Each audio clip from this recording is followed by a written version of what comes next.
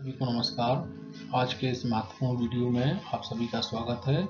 और आज के इस वीडियो में मैं आप सभी से चर्चा करने जा रहा हूं कि वार्षिक परीक्षा जो कि बोर्ड परीक्षा है मध्य प्रदेश की बात करूं तो माध्यमिक शिक्षा मंडल कक्षा 10वीं और 12वीं की जो बोर्ड परीक्षा है वो आगामी 30 अप्रैल से आयोजित करने जा रहा है और विद्यार्थी इसके अनुरूप तैयारी कर रहे हैं।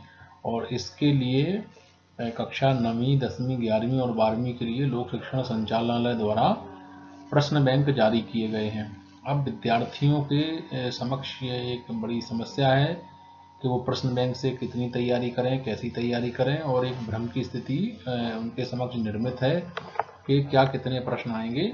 तो मैं आप सभी को बता दूं कि जो विद्यार्थी कक्षा 9वीं और 11वीं में हैं वो तो अपनी 100% तैयारी पूरी तरह से प्रश्न बैंक से करें, किंतु 10वीं और 12वीं के विद्यार्थियों को हम प्रश्न बैंक पर निर्भर होने को नहीं कहेंगे। ठीक है, तो ये प्रश्न सभी के मन में है और बहुत सारे शिक्षक भी नहीं समझ पा रहे हैं कि वो पूरी तरह से प्रश्न बैंक से तैयारी कराएं या ना कराएं। तो विद्यार्थियों के लिए मैं अवगत करा दूं कि कक्षा 10वीं और 12वीं चूंकि बोर्ड परीक्षा है, लिहाजा प्रश्न बैंक पर आप पूरी तरह से कक्षा 10वीं और 12वीं के लिए निर्भर ना रहें। तो ये एक बड़ी महत्वपूर्ण बात है और आप ऐसा सोच रहे होंगे कि ऐसा क्यों कहा जा रहा है। कक्षा 9वीं और 11वीं के लिए तो एक और मैं कह रहा हूँ या हम बहुत सारे शिक्षकों को भी मालूम है कि पूरी तरह से प्रश्न बैंक से इसलिए तैयारी करनी चाहिए 9वीं 11वीं के लिए क्योंकि वो लोक शिक्षण संचालनालय वो परीक्षा आयोजित करता है, प्रश्न बैंक भी जारी करता है। किंतु इस बार कक्षा 10वीं और 12वीं के लिए प्रश्न बैंक लोक शिक्षण जारी कर रहा है, जबकि जो परीक्षा लेने वाली एजेंसी है, संस्था है, वो है माध्यमिक शिक्षा मंडल। तो चूंकि माध्यमिक शिक्षा मंडल यदि स्वयं प्रश्न बैंक जारी करता तब तो उसकी प्रामाणिकता बहुत अधिक होती, लेकिन माध्यमिक शिक्षा मंडल द्वारा कोई प्रश्न बैंक जारी नहीं की गई है, लोक शिक्षण संचालनालय द्वारा जारी की गई है। तब फिर ऐसी स्थिति में हम अपनी जो तैयारी है उसकी स्ट्रेटजी किस प्रकार की रखें, तो ये देखते हैं। कक्षा 10वीं हेतु जारू प्रश्न बैंक से कितनी तैयारी और कक्षा 12वीं की परीक्षा हेतु जो प्रश्न बैंक जारी हुए वो तैयारी कहाँ से करें और कितनी करें। तो हम सबसे पहले बात कर लेते हैं कक्षा 10वीं के लिए। तो देखते हैं कि कक्षा 10वीं के लिए जो प्रश्न बैंक जारी हुई है उससे हमको लगभग कितने प्रतिशत संभावना है। तो आपको अवगत करा दूं कि कक्षा 10वीं के जो विभिन्न विषयों के लिए हिंदी, अंग्रेजी, संस्कृत, गणित, विज्ञान और सामाजिक विज्ञान के लिए लोक शिक्षण संचालनालय से जो प्रश्न बैंक जारी है उस प्रश्न बैंक पर आप लगभग 50% ही निर्भर रहें। पूरी तरह से इसको हम एश्योर नहीं कह सकते कि आपका 100% प्रश्न बैंक से आएगा, लिहाजा आप बिल्कुल सावधान रहें। प्रश्न बैंक का जो आधार है उस प्रश्न बैंक में वर्ष 2019 और के जो मुख्य परीक्षा थी 19 की कक्षा 10वीं की, उसके जो प्रश्न पत्र है वर्ष 2019 का, इसके अलावा जो सप्लीमेंट्री या पूरक परीक्षा है उसका जो प्रश्न पत्र था और मुख्य परीक्षा का जो प्रश्न पत्र था, इन दोनों प्रश्न पत्रों के प्रश्नों को जो रिड्यूस सिलेबस है उसको हटा के इसमें सम्मिलित किया गया। तो इम्पोर्टेंट तो है निश्चित तौर पर, लेकिन इतनी इम्पोर्टेंट नहीं कि आपको 100% आपके प्रश्न इससे आ जाएं। तब पर ये मन में प्रश्न हो रहा होगा कि आखिर फिर 50% ही अगर प्रश्न बैंक से आएगा तो शेष तैयारी कैसे करें। तो आपके लिए एक जो टिप्स है एक एक्सपीरियंस के आधार पर और इन विषयों के जो विषय विशेषज्ञ शिक्षक हैं उनसे बातचीत के बाद हमने ये वीडियो आपके लिए तैयार किया है कि 50% के लगभग जो प्रश्न हैं वो किताब में पीछे दिए गए सरल प्रश्नों से व बीच बीच में दिए गए महत्वपूर्ण तथ्यों से आप अपनी तैयारी को करें। तो प्रश्न बैंक तो आप तैयार करें, प्रश्न बैंक से प्रश्नों को तैयार करें, क्योंकि उस प्रश्न बैंक में वर्ष 2019 का मुख्य परीक्षा के प्रश्न, सप्लीमेंट्री परीक्षा के प्रश्न और कुछ विषयों में वर्ष 18 के भी प्रश्न इसमें सम्मिलित किए गए हैं प्रश्न बैंकों में। तो आपके प्रश्न पत्रों के तो हम वैसे भी तैयारी हम और आप अपने जब विद्यार्थी जीवन में भी रहे तो वहाँ भी 2-3 साल के प्रश्न पत्र पढ़ते थे, तो उन प्रश्न पत्रों को इस प्रश्न बैंक में जोड़ा गया है, तो इम्पोर्टेंट तो हो गया है, लेकिन इतना नहीं कि आपको 100% मिल जाए। तो 50% तैयारी किताब में पीछे दिए गए सरल प्रश्नों से व बीच बीच में दिए गए महत्वपूर्ण तथ्यों से। तो ये महत्वपूर्ण प्रश्न और तथ्य किस प्रकार के हैं एक हम उदाहरण के तौर पर आपको इसमें दिखाने का प्रयास करते हैं। जैसे कि ये कक्षा 10वीं के विज्ञान का एक चैप्टर है, अम्ल क्षार और लवण।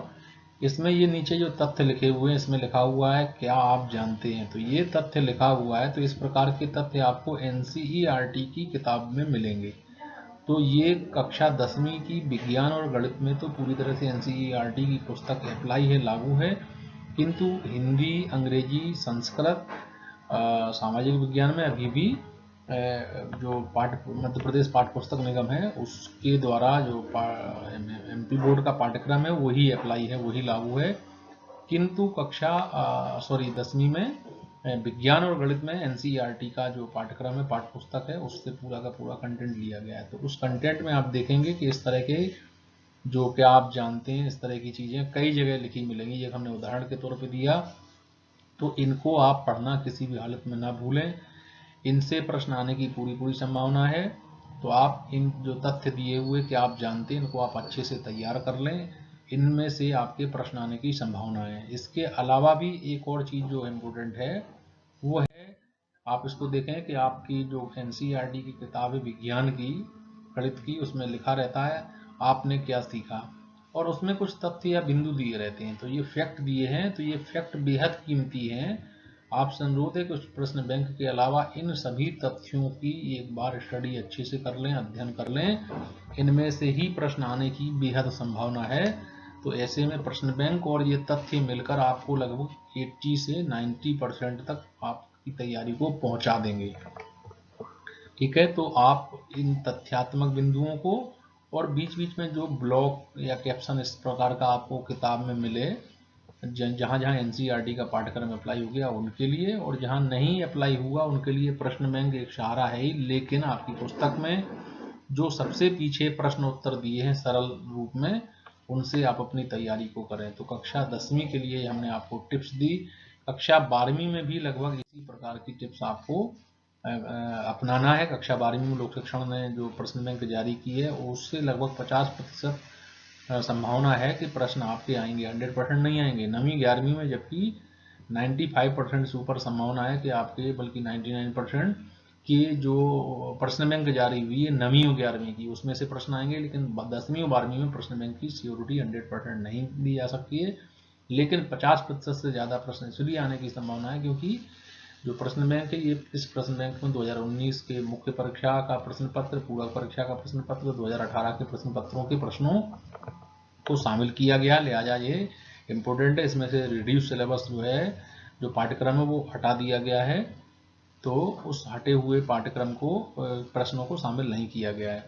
और कक्षा 12वीं के भी कुछ विषयों में जिनमें एनसीईआरटी की पाठ्य पुस्तकें अप्लाई हैं, जैसे कि फिजिक्स है, केमिस्ट्री है, मैथमेटिक्स है, बायोलॉजी है, तो उनमें भी जो बीच बीच में जो आपकी पुस्तक के बीच में, जैसा कि हमने 10वीं में दिखाया, जो क्या आपने सीखा और महत्वपूर्ण तथ्य, आप उनको बहुत अच्छे से पढ़ लें। इकोनॉमिक्स से जैसे बहुत अच्छे से पढ़ लें, और पीछे से भी जो प्रश्न दिए नीचे, उन प्रश्नों को पढ़ लें। तो उन प्रश्नों को आप जो प्रश्न बैंक है उससे टैली कर लें। तो प्रश्न बैंक में भी प्रश्न जो हैं और पीछे आपकी किताब के जो प्रश्न यदि मैच कर रहे हैं तो आपको डबल नहीं करना पड़ेगा। तो ऐसा नहीं कि आपका बहुत ज़्यादा बोझ बढ़ रहा है कि आप परेशान हो जाएं कि सर इतना कैसे किया जा सकता है कि पहले हम 50% इतने प्रश्न इनको पढ़ें फिर यहाँ पढ़ें। इन प्रश्नों से प्रश्न बैंक के प्रश्नों को मिला लें। तो किताब में जो पीछे प्रश्न दिए हैं उन प्रश्नों को और जो प्रश्न बैंक के प्रश्नों को टिक कर लें। यदि दोनों समान है तो उतने प्रश्न आपके तैयार हो जाएंगे, दोनों में कॉमन होंगे। उन प्रश्नों को आपको एक ही बार में पढ़ना है। उससे जो छूट गए हैं उनसे आप तैयारी कर लें, तो आप लगभग 90% से 95% तक आपकी तैयारी हो जाएगी। तो ऐसा मेरा आप सभी से अनुरोध है कि आप इस तरह से अपनी तैयारी की रणनीति बनाएं, स्ट्रेटजी बनाएं।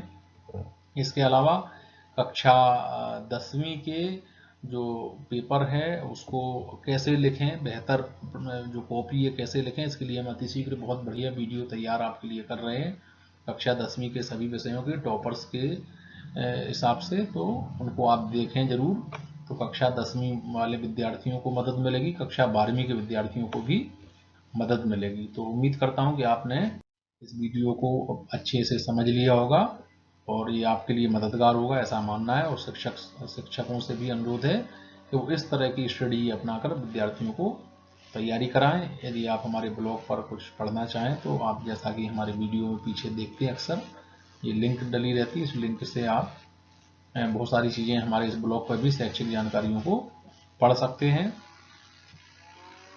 हमारे चैनल को आप पसंद करते हैं तो और फिर आप दी गई जानकारी को तो सब्सक्राइब या इस बेल का आइकन जरूर दबाएं। सब्सक्राइब करना चाहें करें, ना करना चाहें आपकी जैसी इच्छा, लेकिन यदि बेल आइकन दबाएंगे तो जो भी हम वीडियो आपको देते हैं उस आपके लिए उपयोगी और प्रमाणित वीडियो ही हम प्रयास करते हैं आप तक पहुँचे।